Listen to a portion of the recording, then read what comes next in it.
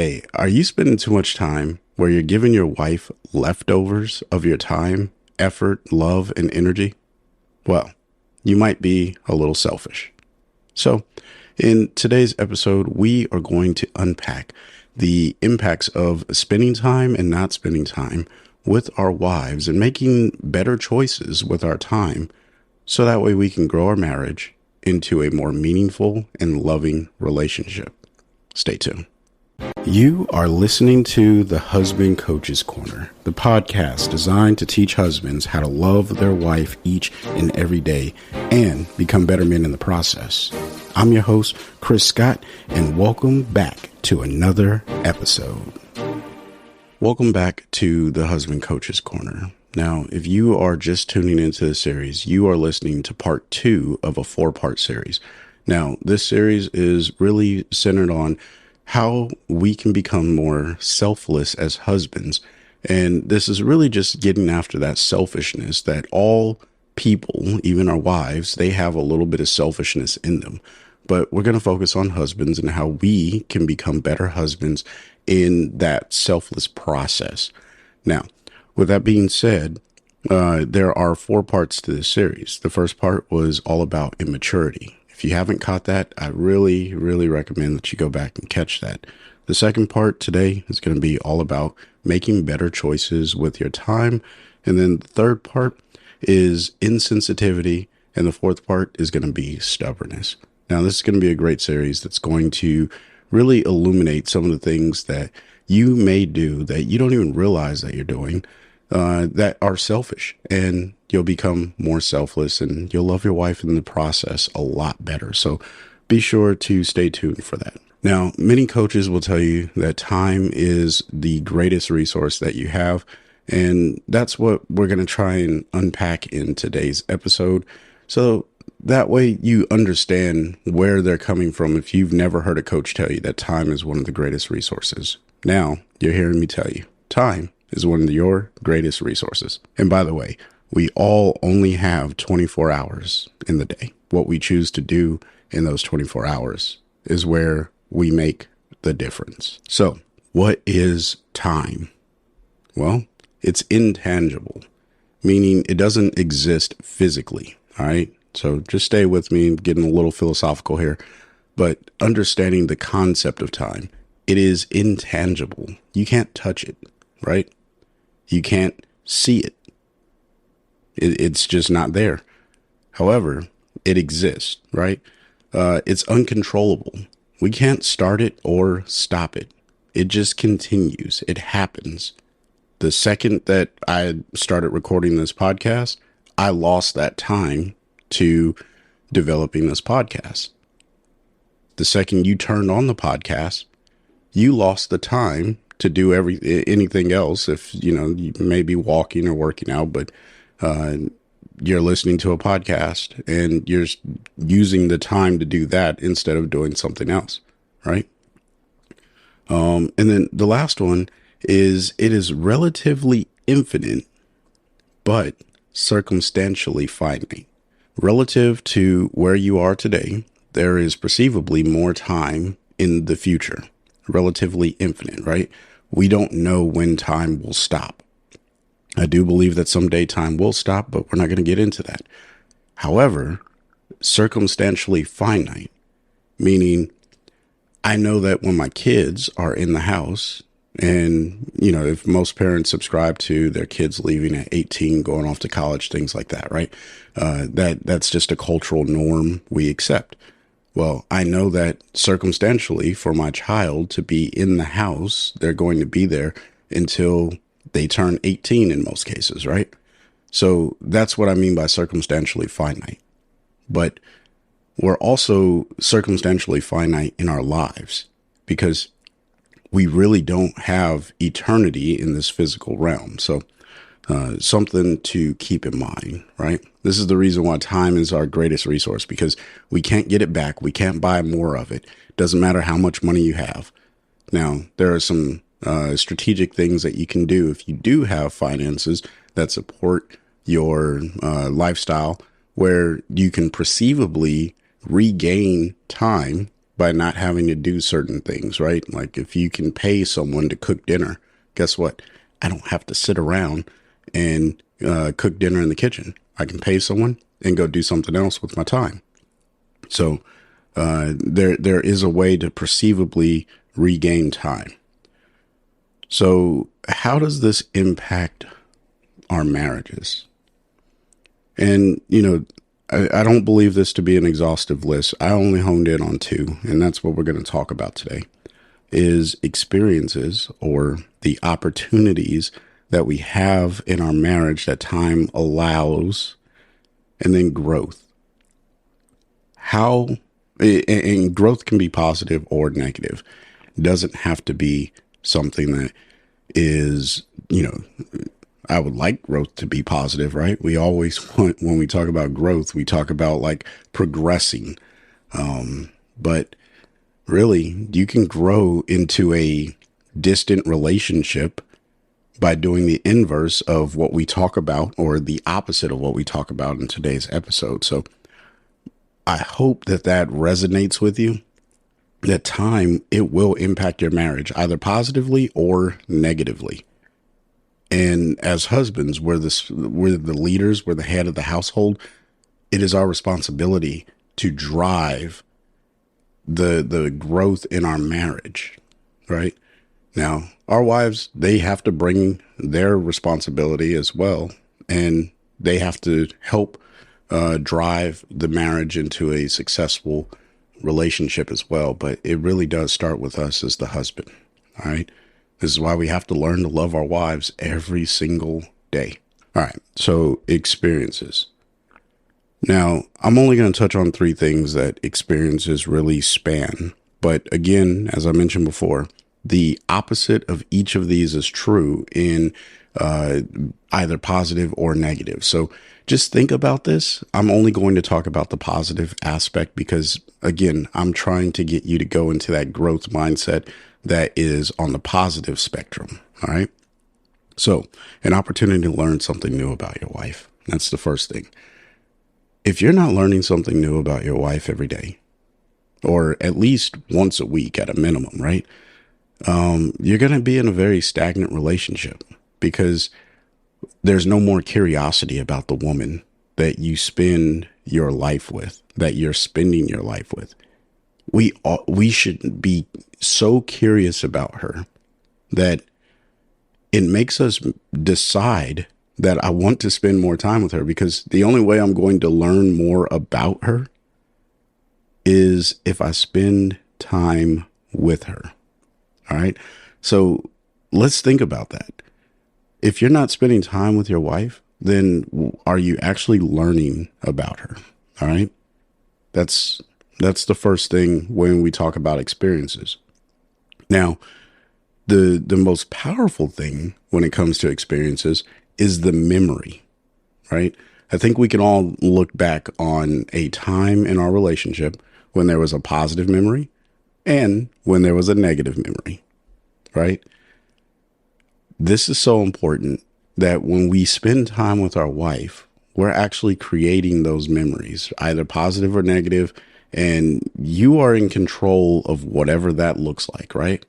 Now, your wife has some play in this, but we as the husbands, we get to lead that. This is why, dating her is so important. Now, we always want to try and create these memories, and the only way that can happen is when we spend time with her. And it doesn't work if we're out doing something else that's separated from her, that is of choice, right? Now, I want to be very clear. I am not saying at all that you should not have hobbies or interests outside of the home or anything of that sort. I'm not saying that. What I'm saying is, if you're doing that more than spending time with your wife to create these memories and to learn something new about her, then you're missing the mark. All right. That's what I'm saying. You should always have a dedicated time where you are loving your wife and you're not giving her the leftovers. And we'll talk about that a little bit later. Let's keep going. So, and then the last thing when we talk about experiences, it shows that you are present. Now, I don't want to sound cliche and be like, yeah, you got to be present, right? Because what does that even really mean? Like, I'm in the room, you can see me, right? You can touch me, I'm present. Presence actually comes with more than just a physical presence or a physical appearance, right? Just because you are standing in a place does not mean that you are present. Being present means that you are engaged. And that engagement comes in the mental capacity, right? What conversations are you having with your wife? What activities are you doing with your wife that's stimulating that memory, right? Or creating that memory?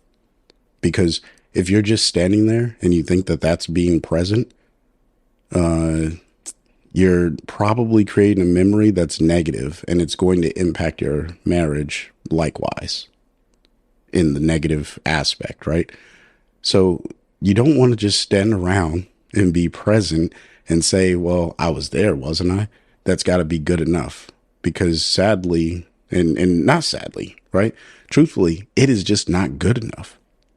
Like, think about it. Would you want your wife, when you guys are having sex, to just be physically there, right?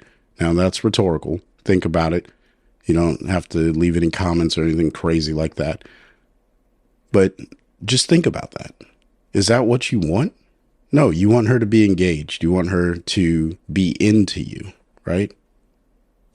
Same concept.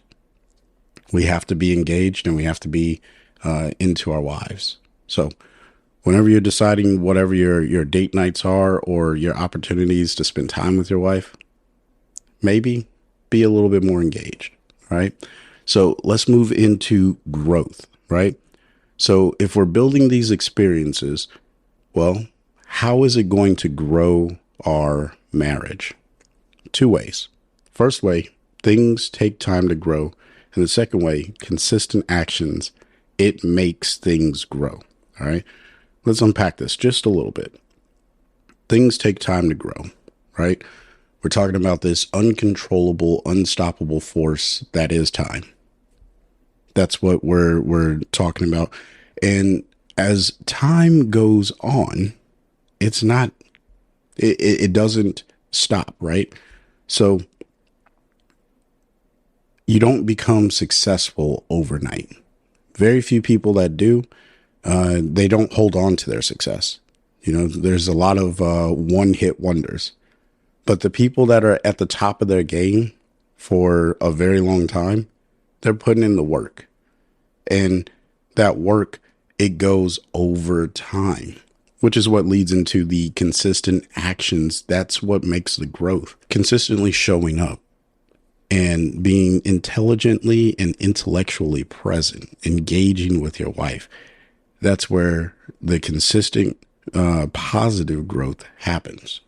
But if you show up opposite of that, guess what? You're going to get the benefits of the opposite. You know, if I could just boil this down to something very simple, what you put in is what you get out. If you put $1 in, you cannot expect to get $1,000 out. That's just not the way marriage works. Okay. If you put $1 in, you're getting $1 back, maybe even 75 cents, just because there's a tax to marriage that over time you start to wear thin with one another, right? And that's why there's conflicts, because conflicts are a lot easier to have in marriage, in many relationships, than not having a conflict. It's a lot easier to get into an argument with your wife than it is to not get into an argument with your wife. All right. So what you put in is what you get out. And if all you're putting into your marriage is conflict, guess what? That's all you're going to get back from your marriage. And then that's going to, over time, cause an experience for you, right? And that experience is going, whenever someone says, hey, man, how's marriage? Your experience of marriage is conflict. And if you like it or don't like it, then you're going to be like, that's either good or bad, right? Now, if you like conflict, which conflict itself is not bad, right? Like, we need the conflict to grow. And I don't want to get too far off topic, but moral of the story, to spend time, what you put in is what you get out. So you have to be consistent at putting in good things so you can get that return on investment out of the marriage down the line in the long haul.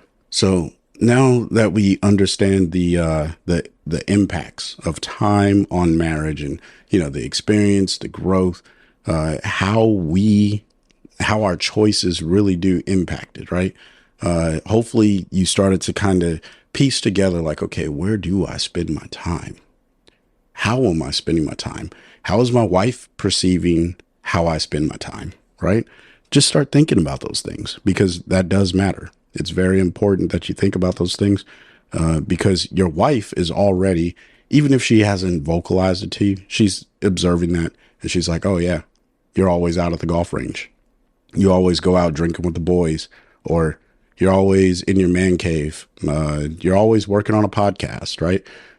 I get a lot of things, which is the reason why I had to kind of pause on the podcast. Now I'm getting back into it. If you have been keeping up with the show, you will have noticed that I had a huge gap between March and June. A lot of that had to do with how was I spending my time. I had to go and reflect on that for myself. I try to tell you guys I'm not perfect. My wife will be the first person to tell you that I'm not perfect. And I'm not striving to be perfect, right? What I'm striving to do is be the loving husband that resonates with my wife. And as of yesterday, when I talked to her, I'm checking that block. So, it's working. I think, or at least she's telling me it is. So, and don't be afraid to ask your wife. And if you are afraid to ask your wife, hey, give me a report card. How am I doing? Then there's probably some other issues, and you should probably hit me up so I can give you a coaching session, and we'll figure that out. There's no reason that you should be afraid to ask your wife how you're doing, because that's the only way that you're going to get honest feedback, and the real feedback that actually matters, right? Because it doesn't matter what I tell you or what I observe. It really doesn't. Because if your wife doesn't observe it and she doesn't reciprocate it, or it doesn't resonate with her, then you've already lost, because you're in a relationship with your wife, not me, right? So just keep that in mind. But now that we understand the impacts of time on marriage and what we can do to kind of shape more wise choices, well, let's talk about 3 more things. Let's create dedicated time. I talk about this all the time. Whenever I talk about spending time in marriage, right? You got to create that dedicated time. It's so important. You got to do it. But second, once you create it, you have to protect it and you have to own it. All right. Don't let the kids get in the way. Don't let your in-laws get in the way. Don't let your parents get in the way. And in very rare cases, don't let your job get in the way. You should be planning this time that is not during work hours, right? If you say something, if you work a 9 to 5 and you're like, oh yeah, at 3:00, we're going to go to the movies. Dude, that's terrible planning, right? Now I give a very, polarizing and off the top crazy example like that, but I do that so you can see, like, you got to do things that make sense, right? So look at your entire schedule, calendar, whatever it may be, and then make your time appropriate to that, and protect the time. And then the last one here, understand when you're giving your wife leftovers. This is a reflective thing. You have to look at it and say, okay, am I giving you 100% of me? And I don't want to sound cliche, because the truth is I don't always give my wife 100%, but I know when I'm not giving her 100% as well. And it's in those moments when I say, okay, how much am I giving you? And when am I going to give you 100%? Because my wife deserves 100%. But sometimes I just don't have 100% to give. And you're not going to always have 100% to give, right? That's just the reality of life. We are human beings. We're not robots or machines that can just pump out 100% of, like, we have real life situations and emotions and things that hold us back from being the best that we absolutely can. But are you aware of it? And are you settling to just give your wife the mediocre you? Because you can't live on a relationship of leftovers. It's not going to survive. It's not going to make it. It just won't, right? Think about it like this. If you had to eat leftovers all the time, someone else is getting the better end of the meal, right?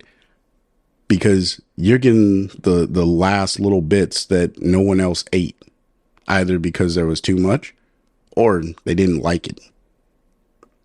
Is that what you want to give to your wife and serve it up like it's a 5-course meal at, the world's best restaurant? No. I would hope that's not what you want to give her. But sometimes you have to give the leftovers, right? Because some nourishment is better than none. And when you identify that you're giving her the leftover of you, say, okay, you know what? Today I didn't show up very well for my wife, but tomorrow we got this date.